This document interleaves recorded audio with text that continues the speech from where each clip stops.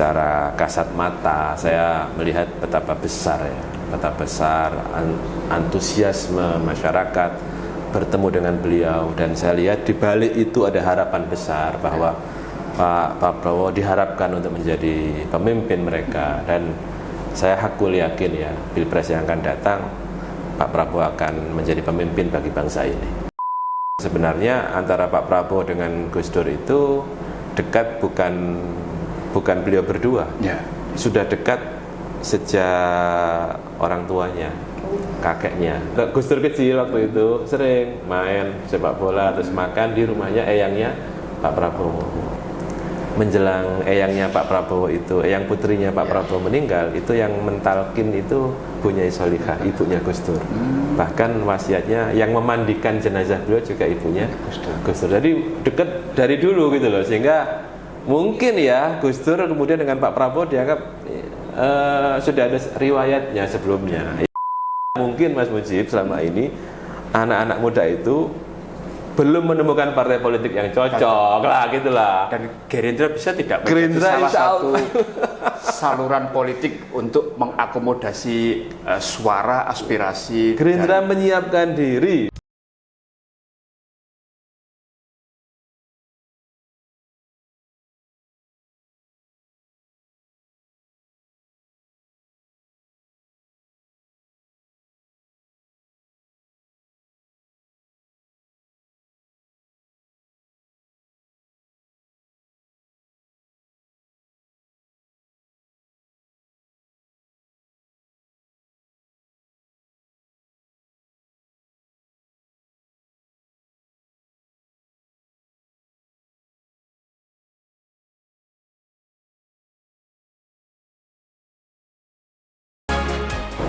Hai Tribuners, bertemu lagi dengan saya Mujib Anwar, manajer editor sekaligus penanggung jawab Tribun Jatim. Kali ini saya bertemu dengan tokoh Jawa Timur ini, tokoh muda Jawa Timur, terkenal ini kan seperti itu. Beliau sudah malang melintang lama di dunia politik. Kita akan kenalkan Bapak Anwar Sadat, Ketua DPD Partai Gerindra Jawa Timur, sekaligus Wakil Ketua DPRD Jawa Timur. Nah, beliau ini akrab disapa Gus Sadat. Assalamualaikum Gus. Waalaikumsalam. Bagaimana kabarnya? Sehat? Baik, alhamdulillah. Nah, ini kita sangat bersyukur, terima kasih karena di sela kesibukan Gus Sadat yang luar biasa kan seperti itu, sudah terjadwal menit demi menitnya menyempatkan diri untuk bisa kita wawancarai terkait ini menyambut pesta demokrasi tahun 2024, yaitu pemilu serentak. Gus, ini kan pemilu 2024 ini kan menarik karena ini untuk pertama kalinya ya bangsa kita menggelar pemilu serentak. Pilpres dan Pileg digelar bulan Februari 2024. Lalu pilkada serentak, pemilihan bupati wali kota dan pilgub digelar bulan Novembernya 2024. Nah, tentu ini memerlukan konsentrasi, energi, biaya, effort yang lebih ya dibandingkan dengan pemilu-pemilu sebelumnya kan seperti itu. Nah, apa ya strategi dari Partai Gerindra Jawa Timur untuk menghadapi gawe politik 5 tahunan ini ya, agar tentunya memperoleh hasil yang maksimal ya, kan seperti itu, baik untuk level Pileg dan Pilpres maupun di pilkada serentak. Monggo Gus. Ya, saya kira begini, setiap kali pemilu kita ini selalu punya pengalaman baru. Entah kita atau misalnya sebagai legislator atau politikus sudah berpengalaman dari pemilu ke pemilu, tetapi setiap pemilu itu pasti ada nuansa baru, ada effort baru ya, yang orang nggak bisa menjadikan ukuran pada pemilu sebelumnya ya, sebagai suatu acuan untuk hasil pemilu yang akan datang. Karena itu maka Partai Gerindra sejak pertama kali kita dikukuhkan menjadi pengurus, kita lakukan konsolidasi, ya. Dan kalau Mas Mujib nanya strateginya apa, nggak mungkin lah kita ngomong soal strategi di sini. Itu rahasia dapur ya, rahasia dapur itu ya. Misalnya yang dilakukan oleh Partai Gerindra, ya kita ini boleh dikatakan textbook thinking, ya. Kita kembali kepada fungsi partai politik, bahwa partai politik itu punya fungsi sesuai dengan undang-undang partai politik ada 6 kan. Ya. Fungsi pendidikan politik, fungsi rekrutmen pemimpin politik, menurut saya kaderisasi ya kita lakukan. Bahkan hari-hari ini ketika sedang sibuk menyusun daftar calon anggota DPRD, ya kita sudah siapkan jauh-jauh hari, ya sebelum masa itu sudah tiba kita siapkan. Kenapa? Karena memang fitrahnya partai politik itu memang harus menyiapkan kader. Siapapun yang memiliki passion, ya, untuk menjadi pemimpin di masa datang, mikotnya itu kan, gitu kan, ya. Mikotnya atau ya stepping stone-nya kan memang harus mulai dari partai politik, gitu. Karena itu ini bersambut. Partai politik memang secara fitrah punya fungsi melakukan pendidikan politik, menyiapkan kader-kader yang nantinya akan menjadi pemimpin. Sisi lain juga ada tokoh-tokoh, ya, terutama di daerah. Saya kira begini, di era sekarang banyak muncul ketokohan yang berangkat dari bawah. Betul. Pemimpin yang lahir dari bawah, ya. Lokal hero lah kita sebutnya, ya. Itu, ya. Jadi sebenarnya kadang-kadang justru tokoh-tokoh yang berasal dari bawah itu, ya, yang lahir dari dia menjadi tokoh di desa, di kecamatan, kepala desa, atau tokoh agama, atau tokoh inspirator anak-anak muda, itu partai politik sebenarnya punya tugas yang agak mudah, tinggal memantau, seperti pencari bakat lah. Kita wadahi, lalu kita lakukan pelatihan-pelatihan kader, kita samakan pandangan-pandangan politiknya, dan dari situlah kita punya bakat-bakat, ya, calon-calon politikus yang kita harapkan bisa menjadi kader kita yang begitu tiba saatnya mereka tampil sebagai pemimpin. Artinya Gerindra ini jauh lebih siap, ya, sekarang, ya, yang di usianya yang mau menyongsong usia ke 15 tahun, ya, kan? Jauh lebih siap, ya. Akil balik, ya. Ya, akil balik, ya, seperti itu, ya. Insya Allah kita lebih siap, ya. Saya katakan tadi itu textbook.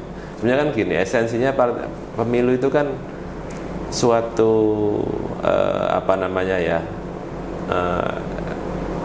orang begini, orang mengibaratkan sebenarnya, kalau kita kembali kepada teks kita ini, Gerindra ini kan sering kita sowan kepada kiai-kiai, tokoh-tokoh masyarakat, sering kami mendapatkan pandangan-pandangan, pikiran-pikiran bahwa politik itu adalah alat perjuangan. Bahkan tidak jarang beliau-beliau itu memberikan suatu konsep bahwa politik itu ibaratnya suatu peperangan, pertempuran. Mungkin pertempuran secara fisik mungkin tidak ada dalam konteks negara kita, ya. Tetapi pertempuran dalam bentuk yang lain, gitu kan. Pertempuran untuk bertempur gagasan, ya. Bertempur untuk merebut hati rakyat supaya kita mendapatkan kepercayaan dari rakyat, kemudian pandangan-pandangan kita, visi kita untuk memperjuangkan apa yang menjadi cita-cita para pendiri bangsa itu bisa terlaksana dengan baik. Jalannya adalah politik. Karena itu beliau pernah ada salah satu kiai menyampaikan bahwa Asia satu badalul harbi, bahwa politik itu gantinya perang.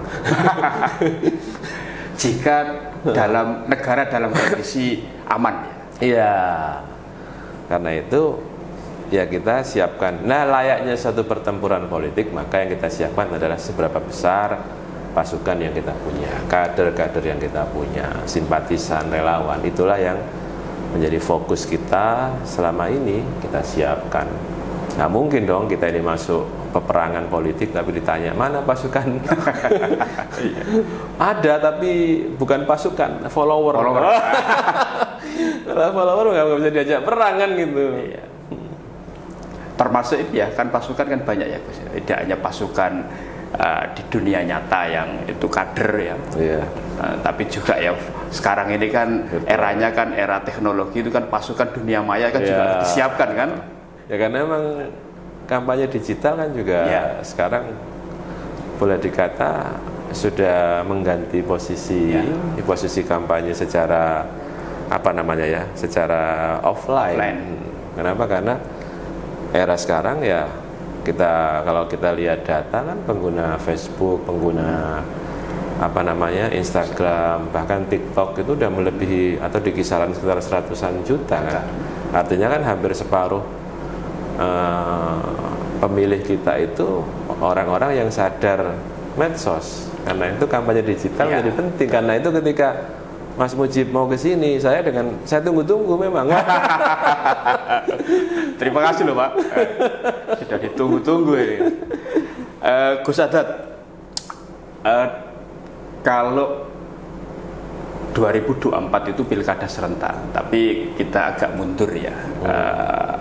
Sebelumnya di tahun 2020 itu kan ini ya digelar pilkada serentak di Jawa Timur.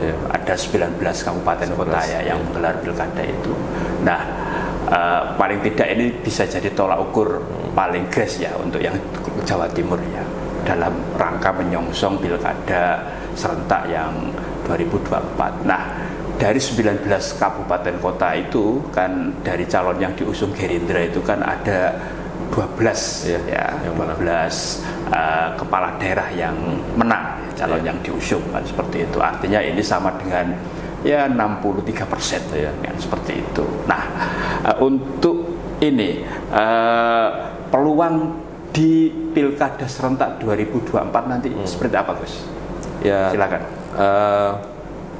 Kalau saya melihatnya ya konfigurasi politik pilkada 2020 dengan 2024 itu punya irisannya sama tidak ya? Punya perbedaan. Oh, ya, di samping karena terkait juga dengan politik nasional, itu kan masa-masa setelah Pilpres kita nggak tahu. Tapi berharap presiden yang akan datang Pak Prabowo kan gitu. Nah, itu kan ini kan akan menaikkan moral dari para kader untuk dalam pilkada. Mungkin banyak di antara teman-teman kita, kader-kader kita yang punya keinginan dan harapan besar untuk siap dicalonkan menjadi kepala daerah. Karena terus terang meskipun kita dalam pilkada 2020 itu secara kuantitas jumlah dukungan yang kita berikan itu termasuk tertinggi loh dibandingkan dengan yang lain-lain. Tetapi tertinggi waktu itu. Dari 19 kan laporan saya itu 14. Ya, karena saya waktu itu punya catatan berdasarkan laporan dari teman-teman Gresik dan Sidoarjo itu menang gitu. Ternyata kalahnya kan tipis. Target optimisnya 14. Target optimis sekali kan itu 0, di Sidoarjo itu malah 0, Gresik juga sekitar 1%, nggak nyampe. Ya, apa boleh buat, itu harus kita terima. Nah, memang 12 pilkada yang kita usung calonnya menang, tetapi tidak banyak kader dari kita. Maksudnya kader asli ya? Kader asli, kader yang memang dilahirkan dari rahim Partai Gerindra itu memang tidak banyak. Itu juga, menurut saya itu juga PR tersendiri. Ke depan kita lebih siap mungkin ya setelah berusia 15 tahun. Waktu itu kan usia kita baru sekitar 12 tahun ya. 11 atau 12 tahun ya, yang akan datang di usia ke-16 tahun kita lebih siap ya, karena sudah ada legislator yang sudah terpilih 3 kali ya kan.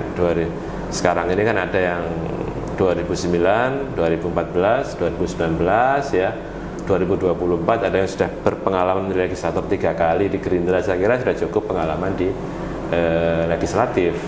Sudah saatnya ditugaskan untuk ya betul. Termasuk Gus Adat kan ini yang sudah 4 periode ya Gus ya.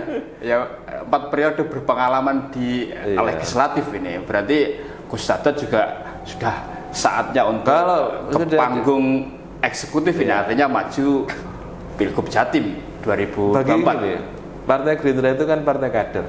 Ya. Artinya dalam konstitusi partai kita bahwa misalnya kita mengadakan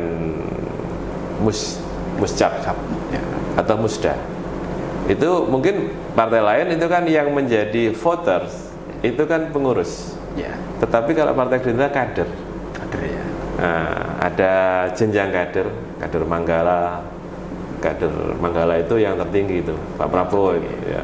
Lalu di level berikutnya jajaran pengurus DPP itu kader utama, ada kader madya, kader muda, sampai kader penggerak tingkat yang paling bawah. Nah, pada level tertentu itu nanti misalnya musda itu kader pada level tertentu yang bisa punya hak pilih. Nah, jadi pada dasarnya seluruh pengurus Partai Gerindra adalah kader. Penugasannya bergantung kepada Ketua Dewan Pembina. Ditugaskan jadi legislator, ya kita harus sami'na wa ata'na. Ditugaskan jadi bupati, gubernur, ya kita sami'na wa ata'na gitu. Misalnya penugasannya itu, atau dalam bahasa militer tour of duty. Yang jelas tugas saya sebagai Ketua DPD, saya menyiapkan kader-kader, penugasannya itu bergantung pada situasi dan kondisi tertentu. Setiap kader Partai Gerindra itu siap ditugaskan dimanapun dan kapanpun, wajib, dalam situasi apapun. Wajib. Mantap. Gus, ini kan Gerindra ini kan salah satu partai politik yang cukup fenomenal di Indonesia, kan seperti itu. Lahir tahun 2008 kan seperti itu, setahun berikutnya langsung ikut pemilu dan menjadi partai masuk 5 besar ya waktu itu, 6 atau 7 besar ya kan seperti itu di pemilu 2009. Nah, tapi 4%. Setelah 5 tahun berikutnya di pemilu 2014 kan langsung naik, luar biasa kan suaranya kan seperti itu. Pun demikian apalagi tahun 2019 kemarin ya, Partai Gerindra ini kalau nasional, secara nasional kan suaranya kan nomor 2. Tapi kalau kursi kan kalah dengan saudara tuanya kan. Partai Golkar kan jadi kursi kan. Nah, khusus Jawa Timur ini juga menarik, Gus. Kan seperti itu. Suaranya selalu meningkat kan seperti itu.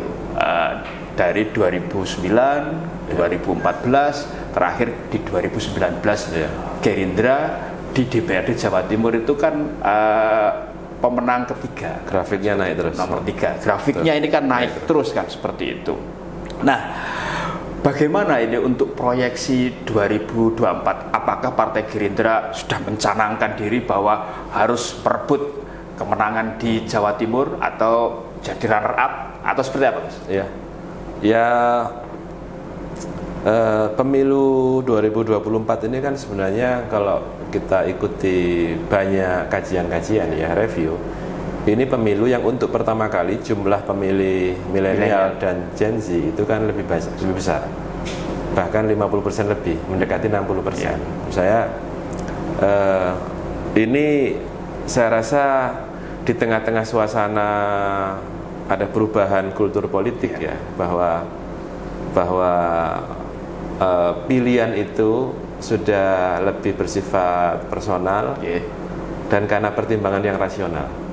Rasionalitasnya itu dibangun tidak dalam waktu yang pendek, tapi dalam waktu yang lama. Artinya ketika ditanya apakah Anda sudah mantap untuk memilih kandidat yang akan Anda pilih, 85% mengatakan sudah mantap, udah nggak berubah lagi. Artinya kan pilihan itu kan karena proses, bukan karena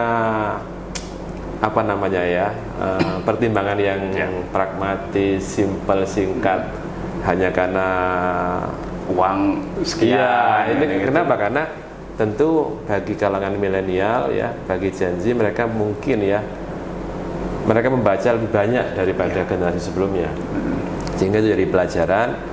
Mungkin mereka belajar dari pengalaman pemilu di negara-negara lain bahwa media sosial itu bisa menggerakkan para pemilih, membangun solidaritas di antara para voters. Jadi itu semuanya menurut saya adalah tantangan kita ke depan. Nah, bagi Partai Gerindra, ya kalau kita tidak ingin ketinggalan, ya harus aware, harus beradaptasi ya dengan perubahan kultur politik itu. Dan alhamdulillah banyak anak-anak muda yang kita percaya ya, di partai ini pada posisi-posisi yang penting. Anak-anak yang usianya di bawah 40 tahun atau baru menginjak 40 tahunan, kita beri posisi-posisi yang strategis di partai. Misalnya sekretaris DPD, bendahara DPD, OKK, itu semuanya generasi yang lahir 80-an. Sehingga harapannya mereka bisa lebih in touch ya dengan generasi milenial, dengan Gen Z, karena mungkin mereka melihat prototipe bahwa ternyata anak-anak muda itu kalau mereka diberi peran, mereka bisa menjalankannya. Nah, ini kalau bahasa agama itu lisanul hal. Gitu kan ya? Iya. Lisanul hal kan prakteknya. Afsahu min lisanil maqal, gitu kan ya. Praktek itu lebih fasih daripada omongan kan gitu kan. Kita tunjukkan. Kemudian juga ada sayap-sayap organisasi anak-anak muda yang mereka memainkan peran yang signifikan ya, berkomunikasi dengan para pemilih pemula, membangun kesadaran baru bahwa wajah politik nasional ke depan itu harus lebih baik daripada wajah politik di masa yang lalu gitu kan. Apalagi kalau kita berkelana pada masa-masa awal pembentukan negara ini. Itu kan perdebatan di antara founding fathers itu kan begitu bernas begitu berkualitas, bersama dengan orang-orang yang penuh integritas gitu kan, dan elegan. Tidak ada tidak ada benturan. Meskipun benturan ideologinya sangat kuat, tapi disampaikan dalam bahasa yang penuh dengan sopan santunan yang khas Indonesia. Itulah menurut saya harus menjadi tipikal ya politik Indonesia yang akan datang, dengan resources yang mungkin lebih baik dari sekarang. Gus, tadi ada poin yang menarik, Gus. Artinya ketika segmen pemilih di pemilu 2024 ini kan lebih dari 55% kan generasi milenial, kan generasi Z, kan seperti itu. Nah, Partai Gerindra kan juga sudah menyadari hal itu, bahwa itu penting untuk dilakukan strategi agar bisa menarik bagi kalangan pemilih rasional yang lebih dari 55% tersebut. Ini berarti sudah dimulai lama ya Gus ya, untuk untuk bisa mendulang suara maksimal dari para pemilih rasional yang generasi milenial dan Z tersebut. Seperti apa Gus yang paling tidak gambarannya kita oleh Gerindra? Kita mendeliver bahwa politik itu pada akhirnya kan butuh partisipasi. Kita tinggalkan politik mobilisasi. Artinya kita bukan lagi dongdeng ya, bukan mengajak mereka atau memobilisasi mereka untuk aktif di politik, tapi mereka membangun satu kesadaran bahwa politiklah yang bisa mengubah nasibmu, gitu ya. Bahwa kamu harus terjun ke politik karena politiklah yang diberi kewenangan oleh konstitusi kita untuk membuat policy, berbagai macam policy, kebijakan sampai pada level perundang-undangan yang ujungnya adalah kemaslahatan, kesejahteraan buat bangsa kita. Dan itu harus ambil peran, seperti peran anak-anak muda di awal-awal kemerdekaan dulu. Kalau pemuda Soekarni tidak menculik Bung Karno waktu itu, betul. mungkin tidak merdeka tahun 45, mungkin itu. Artinya harus butuh keberanian. Kalau pemuda Sultan Syahrir itu tidak menginspirasi anak-anak muda untuk mengambil tindakan. Menurut saya kita butuh anak-anak muda yang progresif dan bagi saya melihat anak-anak muda terjun ke dunia politik itu seperti mengambil peran mereka, mereka pernah punya peran penting pada masa-masa awal kemerdekaan. Ya. Saya pernah baca sejarah. Ada Malik itu menjadi wakil ketua namanya Komite Nasional Indonesia Pusat, KNIP. Cikal bakal DPR lah kira-kira. Ya. Di usia 28 tahun. Yai Wahid Hasyim ketika masuk BPUPKI juga masih usia sangat muda. Sekali, ya. Bung Sahrir ketika menjadi Perdana Menteri itu di usia 30-an. Ya. Perdana Menteri loh, Prime Minister. Menurut saya anak-anak muda pernah punya peran penting di masa itu. Jenderal besar kita Iya, ketika memimpin perang gerilya kan juga masih sangat muda. 28 loh kan. Ya. Menurut saya ini yang mesti dibangun ya, kesadaran ini bahwa anak-anak muda tidak bisa hanya melihat saja. Ya. Mereka harus mengambil peran, harus terjun, terlibat. Dan Partai Gerindra menyiapkan tempat untuk mereka. Memberikan panggung buat mereka. Silakan gunakan Partai Gerindra ini untuk sebagai tempat mereka berperan ya, dengan seluruh gagasan, tentu dengan adaptasi karena kita harus berdamai dengan keadaan gitu kan. Harus berdamai dengan zaman ya. Mungkin ya zaman anak muda di masa itu dengan anak muda di zaman sekarang mungkin berbeda aksentuasinya. Tapi menurut saya dengan memberikan peran yang besar kepada anak-anak muda, saya yakin mereka akan kembali mengambil perannya, tidak lagi menjadi generasi rebahan. Gadgetnya digunakan untuk mengubah banyak hal, dan saya sangat yakin. Saya yakin kenapa? Meskipun banyak survei mengatakan bahwa anak-anak muda itu apolitis, ya, tetapi mereka tidak antipati pada politik. Mereka dengan kemampuan yang mereka miliki, karena kan anak-anak muda era sekarang itu kan mereka lebih punya consciousness, ya. Dia juga punya rasa ingin tahu yang tinggi. Betul.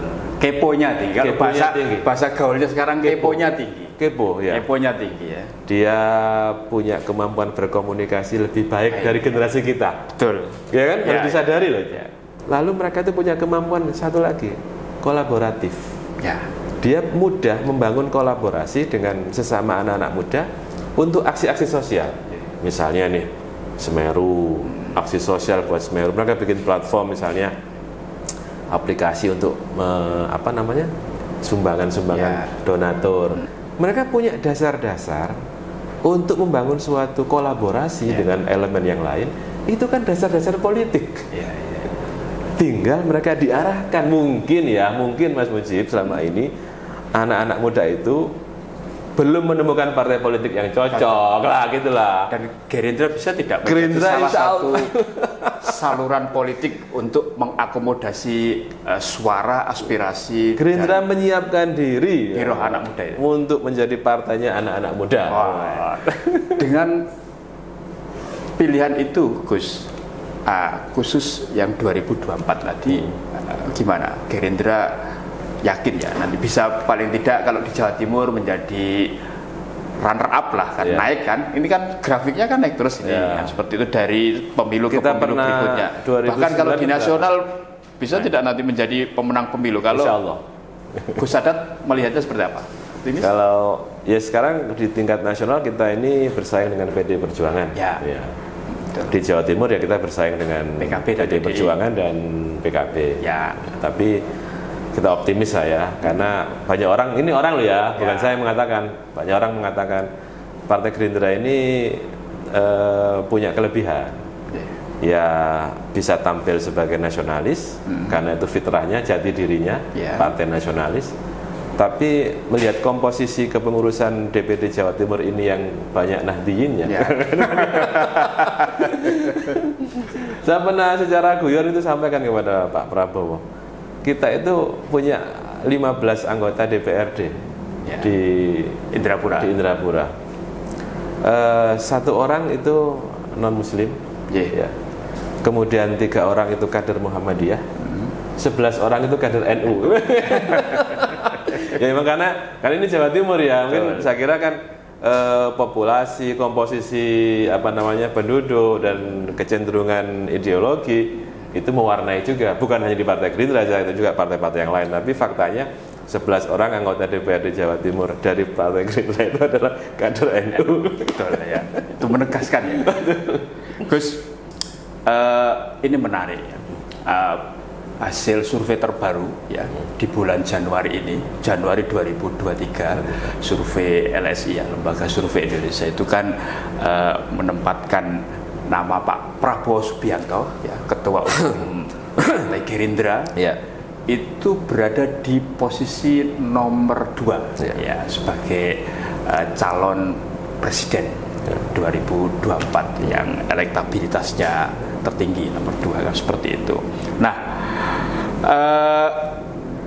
ini kan Pak Prabowo ini kan dari ketika partai sejak didirikan 2009, 2014, 2019 kan selalu tampil Nyapres lah. Nyapres kan, selalu nyapres kan seperti itu. Sekali nyawapres. Nah, sekali nyawapres yang di 2009 ya. Kan 2014, 2019 kan capres kan seperti itu. Nah, apa ini menguntungkan bagi Partai Gerindra kan ya, baik dalam pemilu legislatif terutama yang terdekat kan seperti itu, dan bagaimana ini nanti seberapa besar sih efek atau dampak nyapresnya lagi Pak Prabowo Subianto yang ketiga kalinya?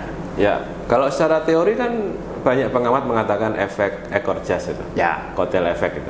Menurut saya itu juga kami dirasakan oleh Partai Gerindra, karena itu tagline kita itu bukan Gerindra menang Prabowo Presiden, tapi Prabowo Presiden Gerindra menang.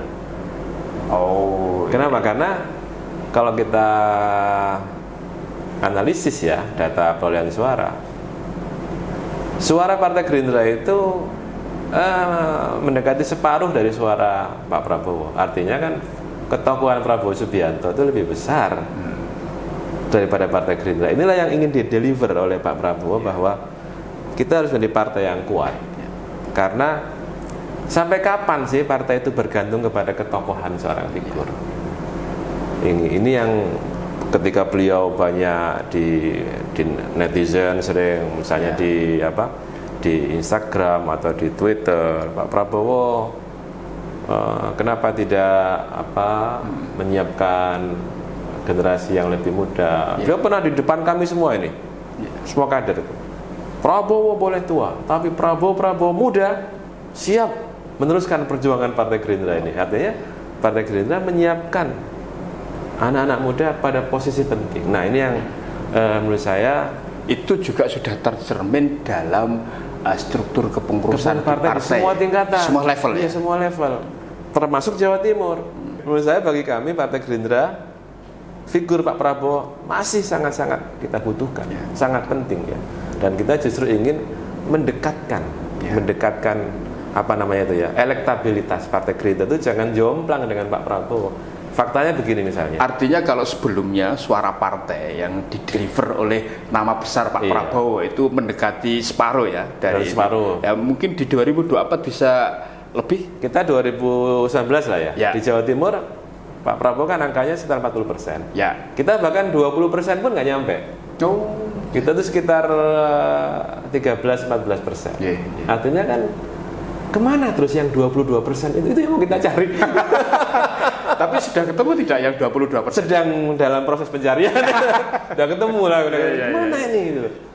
Jadi ketokohan beliau itu memang ya lintas partai, karena ya saya kira karena banyak faktor lah ya, faktor nasionalisme, patriotisme, kemudian track record sebagai orang yang dikatakan oleh Gus Dur sebagai orang yang paling ikhlas di negeri ini ya Prabowo kan gitu.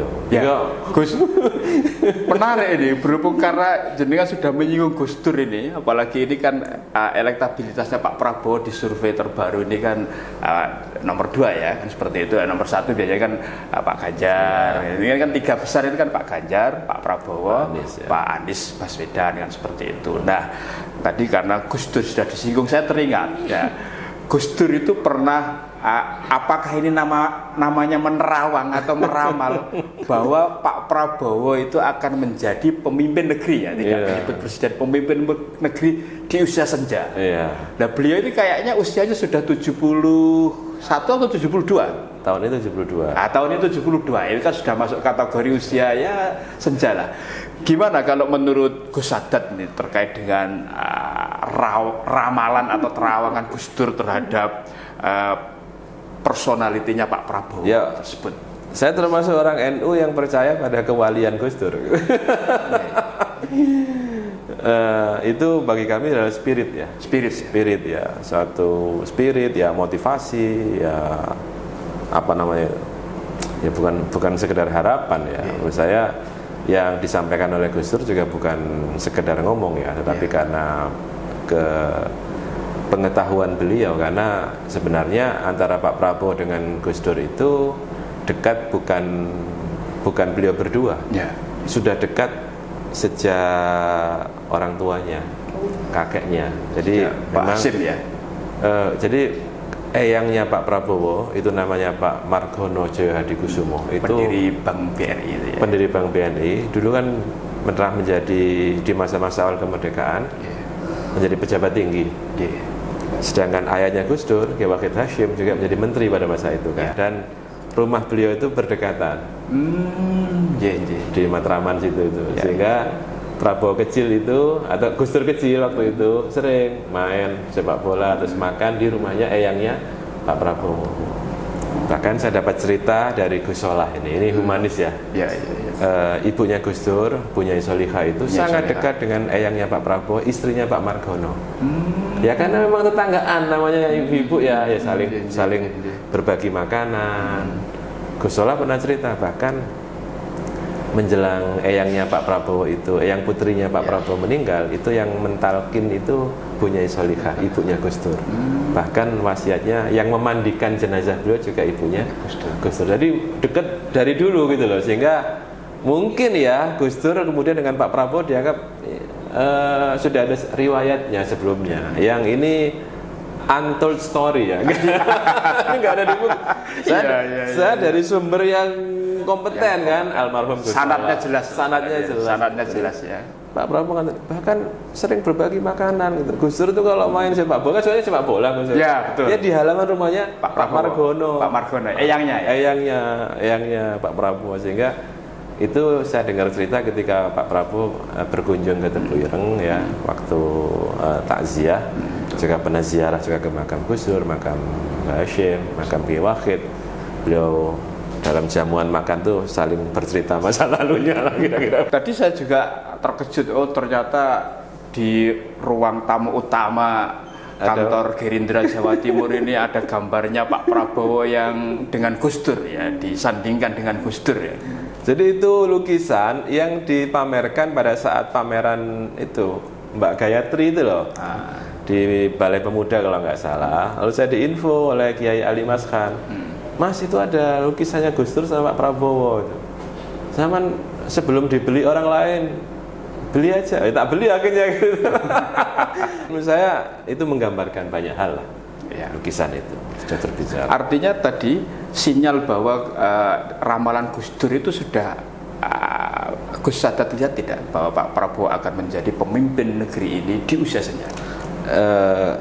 Saya mengikuti agenda beliau bertemu dengan masyarakat ya, ke beberapa tempat, dan secara kasat mata saya melihat betapa besar antusiasme masyarakat bertemu dengan beliau, dan saya lihat di balik itu ada harapan besar bahwa Pak Prabowo diharapkan untuk menjadi pemimpin mereka, dan saya hakul yakin ya Pilpres yang akan datang Pak Prabowo akan menjadi pemimpin bagi bangsa ini. Artinya untuk bisa menjadi pemimpin kan harus diusung. Nah, di beberapa bulan terakhir ini kan Gerindra dengan PKB kan menjalin komunikasi intensif, bahkan mau membentuk semacam sekber kan, seperti itu. Gimana ini kan? Dalam suatu kesempatan ketika bertemu dengan para kiai di Surabaya, Pak Prabowo memang ditanya oleh kiai-kiai soal di mana dalam kaitan pilpres yang akan datang itu dengan keluarga besar Nahdliyin, gitu kan. Dan beliau mengatakan bahwa saya sebagai ketua umum Partai Gerindra sudah menjalin kerjasama politik dengan PKB, dan bagi saya itu satu komitmen yang tidak mungkin akan saya cidrai. Dan beliau mengatakan bahwa PKB ini kan alatnya NU. Lah NU ini kan sami'na wa ta'na kepada para kiai. Jadi siapapun yang nantinya akan diusung oleh para kiai ini ya, yang merepresentasikan NU, ya saya tutup mata gitu. Saya dekat dengan kiai-kiai bukan sekarang saja gitu kan. Sejak saya masih aktif di militer, masih pangkat mayor, saya sudah sowan kepada beliau, menyebutkan nama-nama kiai. Jadi misalnya, dan ini sudah beliau sampaikan dan dianggap spiritualnya ya. Dan dilakukan misalnya di Jakarta ada sekber yang diresmikan pekan lalu. Lalu saya dengan teman-teman PKB Jawa Timur juga sudah menjalin komunikasi. Pekan lalu kita ketemu di sini, kita ngobrol, kita siapin tempat sambil nyari hari baik. Gus, ini selalu ya, beberapa hampir semua partai lah dia mana gitu. Ketika ada musim pemilu, itu salah satu strategi yang dipakai oleh partai politik itu agar bisa mendulang suara besar ya, dari para pemilih, dari masyarakat ya, dari konstituen, itu kan dengan mencalonkan sejumlah tokoh masyarakat, public figure, ya, artis, ya, selebritis dan seterusnya untuk diusung ya sebagai calon, baik untuk berlaga di panggung pileg maupun ada yang beberapa pilkada kan seperti itu. Nah, di pemilu 2024 ya, apakah cara ini ya masih efektif? Bagaimana Partai Gerindra Jatim melihat? Ya, fenomena mengusung figur populer dalam pentas politik itu kan tidak hanya terjadi di Indonesia. Ya. Di banyak tempat juga ada kan. Nah, kita tahu Presiden Amerika juga pernah yang mantan bintang film kan gitu kan. Ya. Ronald Reagan kan waktu itu ya. Lalu ada juga di beberapa tempat Filipina, Pakistan itu malah mantan ini atlet kriket ya, Imran Khan. Saya kira pada akhirnya kan orang tidak melihat keartisannya atau ketokohan sebagai figur non politik, tapi kompetensi. Pada akhirnya menurut saya kompetensi. Kompetensilah yang menentukan seseorang itu akan mendapatkan tempat dalam pentas politik Indonesia atau tidak. Dan integritas. Nah, saya termasuk orang yang tidak terlalu membuat highlighting terhadap tokoh-tokoh artis.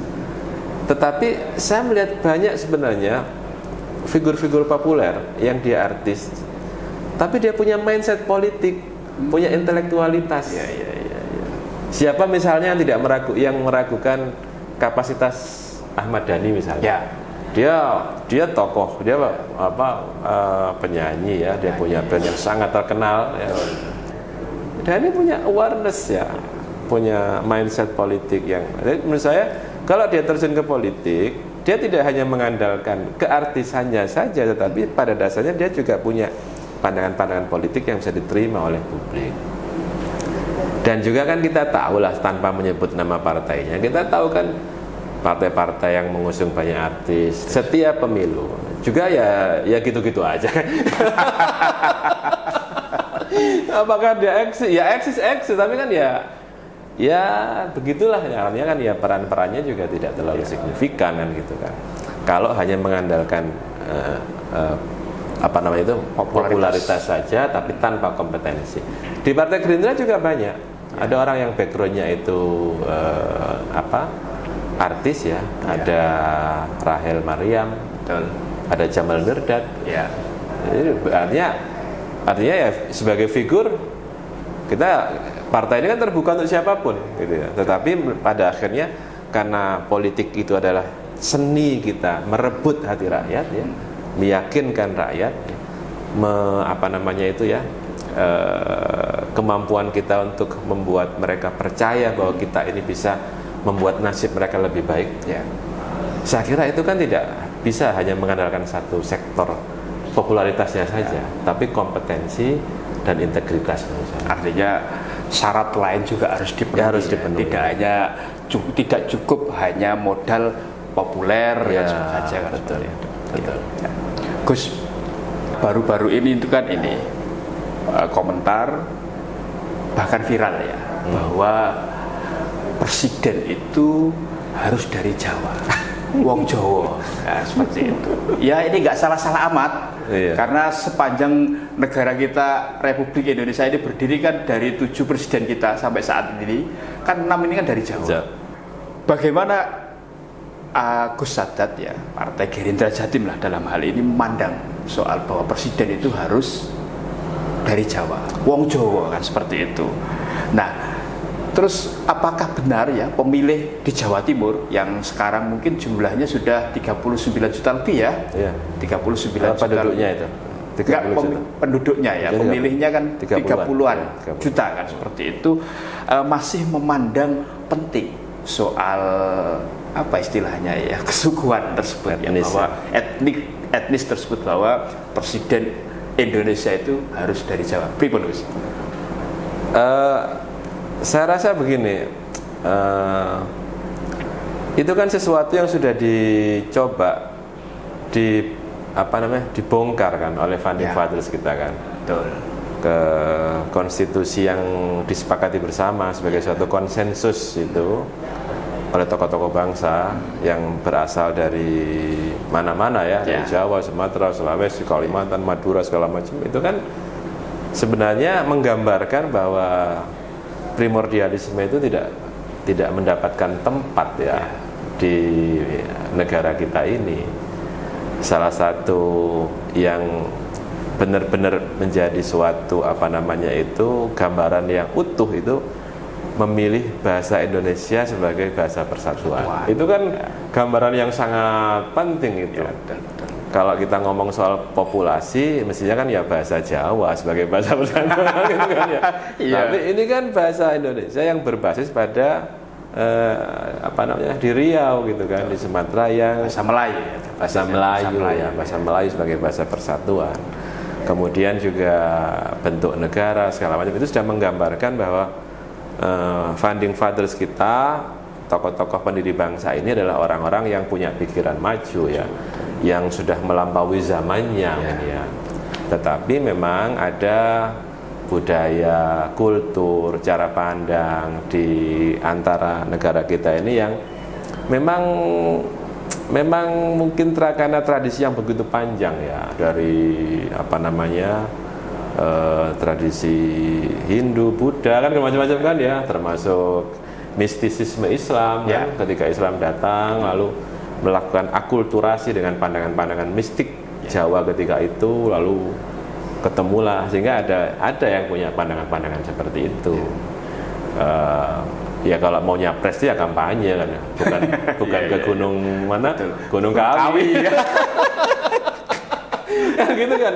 Kalau mau terpilih jadi anggota DPRD ya kampanye dong, datangi pemilih, bukan sampaikan visi misi, yakinkan mereka, pemilih, jangan semedi di barang tritis. Tetapi kan kita nggak bisa menghindari bahwa itu kan pandangan ya, pandangan-pandangan yang menurut saya tidak akan terlalu mendapatkan tempat ya, apalagi di tengah-tengah modernitas seperti sekarang, bahwa pada akhirnya kan era sekarang kompetensi ya, kolaborasi.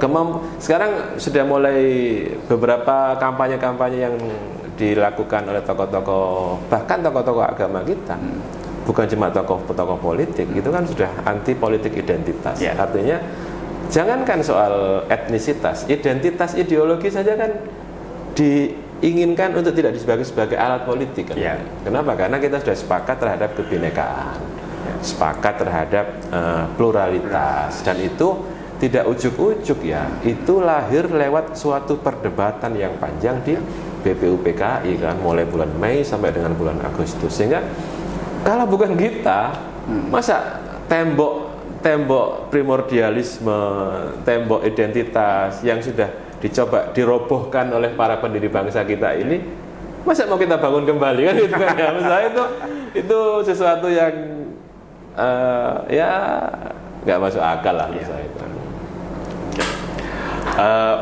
Gus Sadat, terima kasih ini atas waktunya terkait bagaimana Partai Gerindra menyongsong pesta demokrasi pemilu 2024. Iya. Matur suwun Gus Sadat. Matur nuwun. Jangan kapok ya kesini lagi. Siap. Tribuners, demikian tadi wawancara eksklusif saya dengan Bapak Anwar Sadat, Ketua Partai Gerindra Jawa Timur. Kita bertemu di wawancara eksklusif lainnya dengan para tokoh politik di Jawa Timur maupun di nasional. Terima kasih. Saya Mujib Anwar, manajer editor sekaligus penanggung jawab Tribun Jatim, mengucapkan terima kasih. Assalamualaikum warahmatullahi wabarakatuh. Salam sejahtera untuk kita semuanya.